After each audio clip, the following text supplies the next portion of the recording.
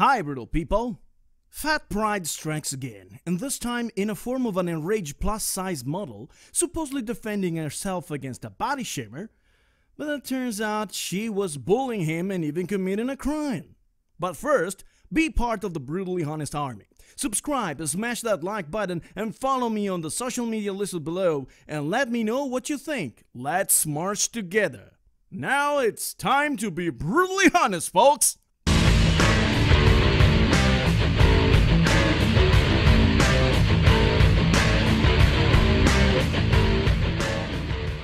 My brutal people, I present to you NATALIE HAGE. NATALIE HAGE, there she is, was on a plane near another man when I was met with this person that was just disgusted by the fact that I existed next to him. NATALIE says as they waited for takeoff, she noticed the guy was sending out a text to a friend. I've seen him saying things like, you know, I was spilling over into his side, I was taking up his room, like just so bothered that this huge fat person was sitting next to him. Well, I think that we can all agree that saying such a thing is nothing but rude and offensive to a person that actually didn't do anything besides sitting next to you. NATALIE decided to fight back, snapping this photo and sharing it with her 100,000 followers on Instagram. You can see the guy's actual texts. His friend writes, "Hopefully she didn't eat any Mexican food." To which the passenger replied, "I think she ate a Mexican." Hey, wait a second. This is still rude and somewhat funny, but it is absolutely nothing like the stuff you said just seconds ago. And you shamed the guy publicly, even if you haven't shown his face on camera, by taking pictures of his phone, violating his privacy with more than 100,000 people on your Instagram, and even more afterwards. When they landed, NATALIE confronted the man with her cell phone camera rolling. I couldn't help but notice that before we took off, you were sending really horrible text messages about me to somebody. I wasn't. I have photos. Yes, you were. I saw the whole thing. Okay, I apologize. I was drinking and I apologize. Yes, the guy lied in shame for getting caught, but why are you looking at somebody else's phone? You looked on purpose, and only afterward you saw what it was written. If I was the guy, I would have said right away, yes, I was. But why were you looking at my phone screen in the first place? Because again, the guy was rude and disrespectful, yes. But she was violating his privacy at the same time, and while offense is not a crime, privacy violation is. But it didn't end there. In fairness, you probably shouldn't be sitting in the edge of those seats. You know, when they ask you, are you willing and capable to assist people in getting off the airplane in an emergency, do you honestly think that you are? So that was really upsetting to me. It's especially upsetting because I'm a very active person. I just happen to be a fat person. See, the guy has a solid point. She's in no way able to move easily because of her massive width between the corridor and the seats in case of emergency. No matter how active she says she is, you don't happen to be fat. It is not like your height when you do happen to be short or tall. You are absolutely not fat because you happen to have big bones or some sort of biological dysfunction. You are fat because it is you eating more than you need. But look at this. She says she's vegan too, newly. Isn't this an attempt to jump on the vegan bandwagon too for notoriety? Huh? That's funny because I work out about 5 times a week. Look, I eat around 5,000 calories every day, and I lift like a madman. And this morning I was 261 pounds, and I am not obese at all. This to give you an example that if you are in the shape you are, it is because you are eating excessively and not being active enough. Your response and your behavior gave a big signal that you were triggered because of delusion. Being obese the way this woman is due to psychological issues. Psychology is not an opinion. Becoming a plus-size model gave her validation and confidence. But you see how fragile she is when somebody talks negatively about her body. And as you saw in the beginning, she exaggerated what the man said. Look at another interview she gave about the same situation. In fairness, you probably shouldn't be sitting in the edge of those seats. You know, when they ask you, are you willing and capable to assist people in getting off the airplane in an emergency, do you honestly think that you are? Wait a minute, the drunk man is telling me that I'm not capable of helping people. Okay. Look how enraged she is. She said it was a drunk man.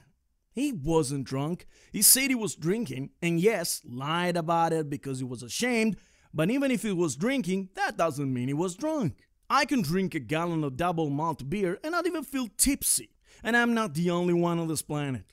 Again, she exaggerated what happened because she's enraged and wants to justify her behavior in order to convince anybody she's in the right. A plus-size model posting on her Instagram page, this is a fat person's daily reality, and not just on a plane, in hopes others with similar experiences know they are not alone. People see you as less of a person because you are more of a person. Again, the man was a moron, but you are not more of a person. You are an enraged individual. Being obese doesn't make you more than somebody else, just more fat. Being bigger doesn't make you a greater person. But while people hopped on Hage's bandwagon because trends, I am delighted to see that there is somebody else that looks at things the way they are besides me. Okay, well, let's bring in now radio host and journalist Julia Hartley-Brewer. You're not having any of this. Why? No, I don't think it is fat-shaming. I think actually she's the one who's been badly behaved. He was sending personal private texts, his own business on his own phone. She said actually in her blog, look, he was actually trying to hide his phone from her. He's got every right to complain about someone sitting next to him. We're coming for you, nigga! He hasn't got the every right about joking about eating Mexican people. It's a free country here and in America. He's got it. We don't have the thought police. He is allowed to send any message he wants about anyone he wants. But then it turned into something that wasn't about messages. Hang on a moment. She chose to confront him, and she's actually invaded his privacy.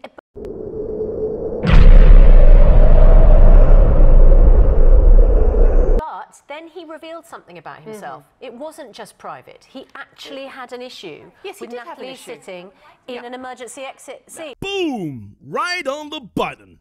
But of course, she wanted to reply, and that was the final blow she gave herself. I would like to point out the fact that I had no inclination of even caring about what this person next to me was doing if he had not had the very visible body language of being upset, the fact that I was sitting next to him, sighing incredibly loud, being very visually and audibly distressed that I was sitting next to him. It was one of those things where I was about to ask him if he was okay because it was so dramatic. So, if a person is distressed, you look at their phone screen? What if you were for real taking too much room and it was uncomfortable? But okay, you want to talk about body language? What you just said is a lie.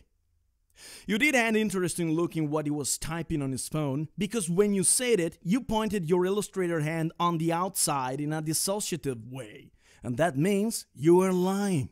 You did hurt him being uncomfortable, and you have shown contempt because that annoyed you. But then when you said that you were about to ask him if he was fine, you pointed again your hand away from your line of sight. That is a dissociative sign from what you said. It means that you are not saying the truth again. You haven't thought he wasn't feeling well. You knew he was distressed about you, and you looked at him and his phone on purpose to see what he was doing. If you weren't, you wouldn't have the time to look at the screen, read the entire messages, pick up your phone, unlocking it, and take the picture. It takes at least 15 seconds to do that, and you did it on purpose. And, you want to talk about private. Well, if it was so private, he wouldn't have had his phone up a foot away from his face, which was a foot away from my face, with his brightness full up, with his text bigger than normal. Are you serious? The guy probably had sight problem and no glasses on him. Private means that if I'm talking to a person or reading something only for me to see, it doesn't matter how far from my face the screen is, or how big the text or brightness to the max is, it means you have to mind your business. Unless I tell you to look at my stuff or I willingly display it in public for anyone to see, it is private, you moron. And you have no reason to look at my personal messages no matter what they are saying. Passive-aggressive, really, Julia. He was. And also, Julia, all right, Natalie, hang on a second. Natalie, hang on a second. Julia, why would you defend this fat-shaming imbecile? Oh yes, Piers Morgan. Look, Piers, nobody's defending the guy for what he said. We are exposing her for what she did. That's different. I'm not defending this guy. He's made this woman feel incredibly uncomfortable. No. She's made herself feel incredibly uncomfortable. Look, the reality is... What, by making a joke about herself eating Mexicans? He's sending private messages that she has chosen to look at because she wants to have she wants to sort of be angry at someone for being unhappy about her weight. The reality is, look, I got lots of friends... So even if something is said can I have in my say, private, please, does not Natalie? indicate that it is or... Classic. When somebody hits the bullseye of the issue, the enraged person talks over and doesn't let people talk truth anymore. That it is not shaming. It is not shaming if somebody says something in private. Like if you say something terrible about somebody's race or looks or range of abilities behind closed doors does not make it not shameful. Race is very different. Another sign of denial here. What she did is called red herring. It means introducing irrelevant material to a discussion, in this case shifting it to racial issues, and comparing them, like comparing oranges with apples. And of course, like the opinionist said, these are not the same thing. Nice try, Natalie. Now you're really sinking. But here comes another brutally honest truth. Friends of mine who work as cabin crew on airlines say this is a constant issue for them. People complaining about very, very overweight people sitting next to them because they spread out over their seats. They give less space to people. But she paid for extra room. She paid for extra leg room. It doesn't get you extra width room. So what do you do? Boom again! It is true, Natalie. No offense here. We are talking reality.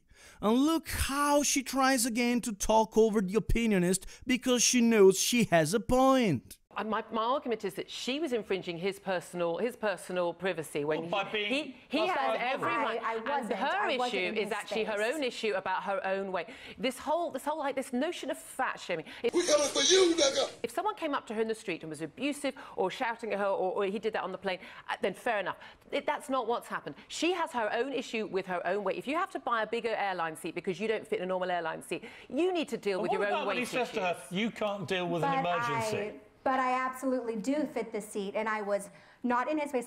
Hand shifting again. She knows she was in his space. I want you to realize also, too, why this was so atrocious is because I'm sitting there a foot away from somebody, seeing them say these things to their friend and talk about how looking at his phone deliberately. He is so squished. We're coming for you, nigga. Sure. So squished against the window that he was leaving an imprint, and there were several inches between this person. Not only am I seeing him say these atrocious things, but they are absolute lies. And that's exactly, you can tell it by the gentleman's body language when I call him out about how fidgety and tense and how he does apologize because he knows it wasn't true. Again, she tries to justify her looking at the man's phone with the same fallacious argument. And again, she gets told the truth. She deliberately looked at the phone. She just doesn't accept she was taking space of the man, and he squished himself against the window out of discomfort. Of course, he told a lie about you eating a Mexican, but a shame joke is not comparable to your straight lies about what happened and the lame motivation you gave to justify the behavior you had. Okay, final word, Gillian. Final word is, I just think, no, if you were happy with yourself, I don't think you'd be sitting there getting angry about some idiot on the plane next to you. I think he's got every right to send any private text message he wants, and frankly, you should have put your headphones in and got on with your own life. Man, I must enroll this woman in the brutally honest army, for real. Natalie, let's be brutally honest. You are not happy about your body. You searched validation and self-esteem in modeling and jumping on trending bandwagons. You are in denial by saying that being fat is something that you had no control over and just happened. You met a moron who cracked offensive joke about you, but you lied repeatedly about what he did and behaved. You created lame excuses to justify your violation of his privacy and shaming in public. You were enraged because he had a point in telling you wouldn't be able to help in case of emergency. You refused to let people talk when they told you the truth, and all this because you are absolutely not happy of your body and got offended by what a man wrote privately because you willingly looked at his phone, and if you were happy about your body, you would have never behaved like this. You are lucky that that man didn't sue you, because what you committed is a crime, because you were out of your mind. Delusion is not nice, but it's not a justification to behave the way you did. That's all, brutal people. Stay brutal, stay honest.